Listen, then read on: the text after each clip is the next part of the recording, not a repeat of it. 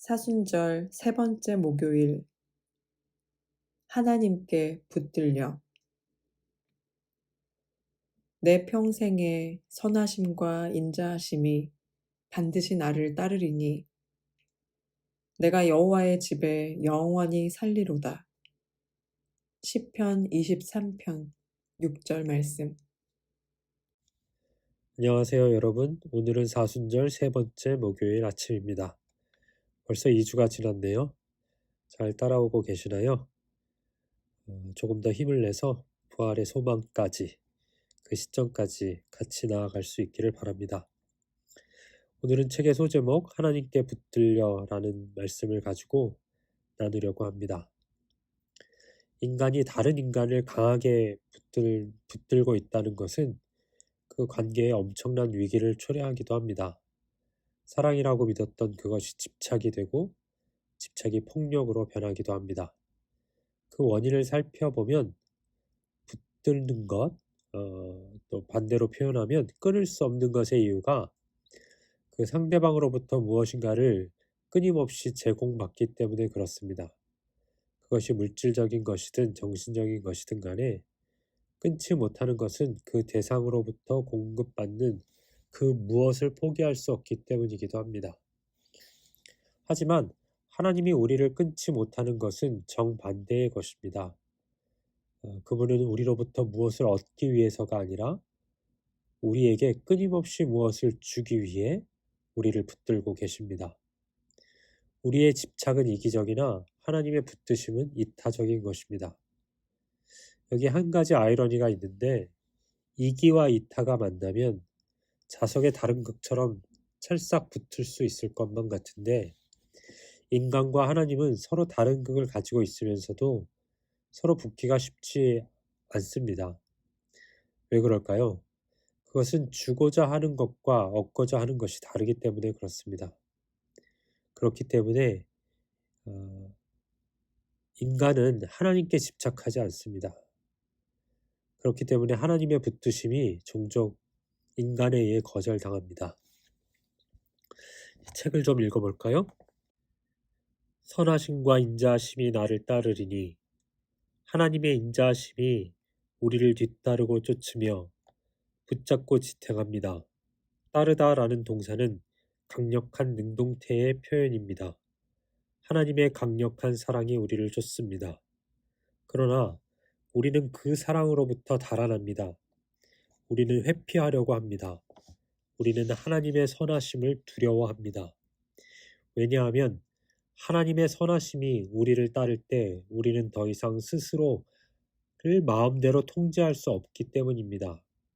우리는 하나님의 사랑을 신뢰하지 않습니다. 우리 자신의 노력이 하나님의 인자하심보다 낫다고 생각합니다. 사순절은 달아나기를 멈추고 하나님의 사랑에 붙잡히고 그 품에 안겨야 할 때입니다. 마치 안전한 초장에 있는 양과 같이 기대하지 못한 풍성한 양식을 제공받는 여행자처럼 말입니다. 하나님께서는 우리의 삶이 끝없는 불안에 매몰되도록 내버려 두지 않으십니다. 그래서 우리는 하나님의 사랑의 품에 안겨야 합니다. 그것은 하나님께 붙잡히는 것을 수반합니다.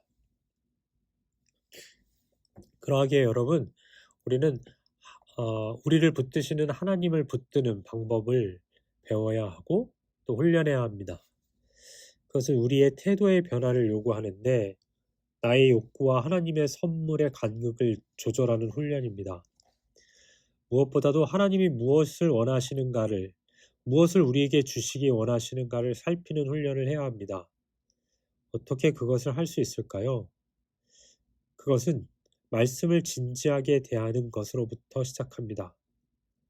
나의 입맛에 맞는 요절을 뽑아 내 성공의 도구로 사용하는 것이 아니라 하나님이 왜 그런 말씀을 하셨는지를 깨닫고 묻고 듣고 그것을 실험해보는 삶을 사는 것입니다.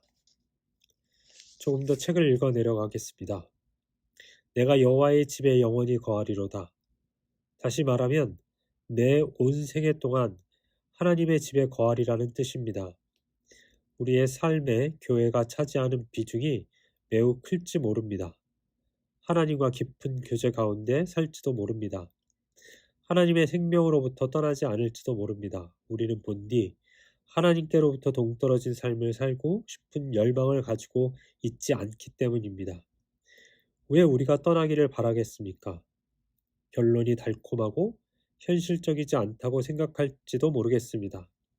아니면 적어도 더 이상 피하려 들지 않는 나이 들고 지친 사람들에게만 해당한다고 생각할지 모르겠습니다.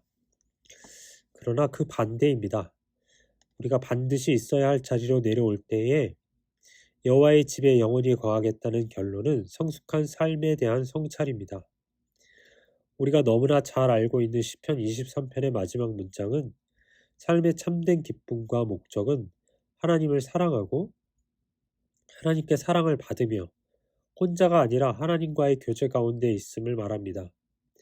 세상의 많은 욕망들은 우리를 유혹합니다. 그러나 이런 욕망들은 결코 선한 삶의 구성 요소가 아닙니다. 시편 23편의 주제 첫 문장에 담겨 있습니다.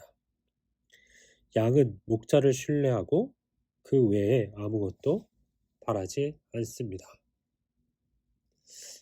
우리는 하나님만을 신뢰해야 합니다. 이것에는 믿는 사람들에게 이견이 없습니다. 하지만 이것이 커다란 위기를 맞는 때가 있습니다.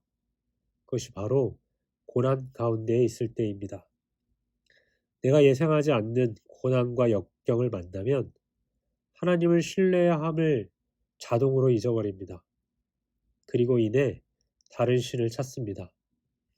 이것을 단번에 해결해 줄 수 있는 권력, 돈, 사람 등 다른 신을 찾는다는 것입니다. 앞서 나열한 것들이 전혀 중요하지 않다고 말할 수는 없습니다. 하지만 그것만으로 문제를 해결해 나갈 때에 하나님의 붙드심이 개입할 여지는 전무합니다. 그래서 종종 돈이 하나님으로 변하고 권력이 하나님으로 변하고 사람이 하나님으로 변합니다. 우리는 그것을 알면서도 살짝 눈 감습니다. 다시 말씀드리거니와 그렇게 할 때 하나님의 붙드심이 나의 삶에 개입할 여지가 없어지게 됩니다. 책의 마지막 챕터입니다. 사순절은 우리의 무감각에 주목하고 우리의 신앙을 성찰하는 시간입니다. 사순절 기간 동안 지금까지와 다르게 살기를 바랍니다. 아마 처음일지도 모르겠습니다. 당신의 불안, 탐욕, 두려움, 자기 통제를 이겨낼 수 있는 여러 가지 방법들을 시도해 보시기 바랍니다. 선한 목자의 양으로, 하나님의 좋은 골짜기의 여행자로, 하나님이 주신 좋은 집에 평안히 거하는 시민이 되어 봅시다. 그러면 우리는 자유로워지고 기쁘게 되고 관대해지고 삶의 불편함에서 자유로워지며 감사하게 될 것입니다.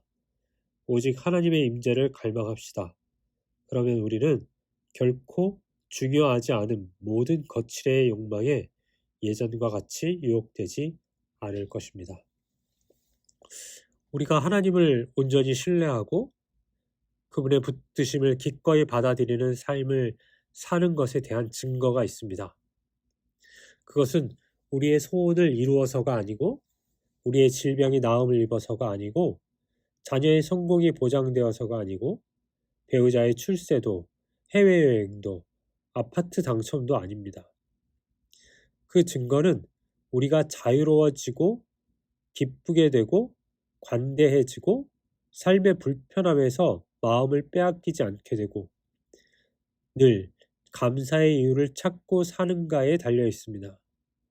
그런 사람만이 이미 와 계시는 하나님의 임재를 갈망하게 됩니다. 현존과 갈망이 일치되는 시간입니다. 하나님의 붙드심과 나의 붙듦이 만나는 시간과 공간입니다. 하나님의 이타심과 나의 이기심이 제대로 만나 하나를 이루는 복된 시간입니다. 그때의 역사는 일어납니다. 그때 하나님의 능력이 우리를 통해 실현될 것입니다. 기도하겠습니다. 선한 목자이신 하나님, 우리를 붙잡아 주시옵소서. 주님의 사랑에 우리를 품어 주시옵소서. 우리를 도우셔서 주님을 그 어떤 것보다 신뢰하고 바라볼 수 있도록 인도하여 주시옵소서. 우리로 주님 안에서 삶의 기쁨과 자유를 알게 하시고 감사를 발견하게 하여 주시옵소서. 예수님의 이름으로 기도합니다. 아멘.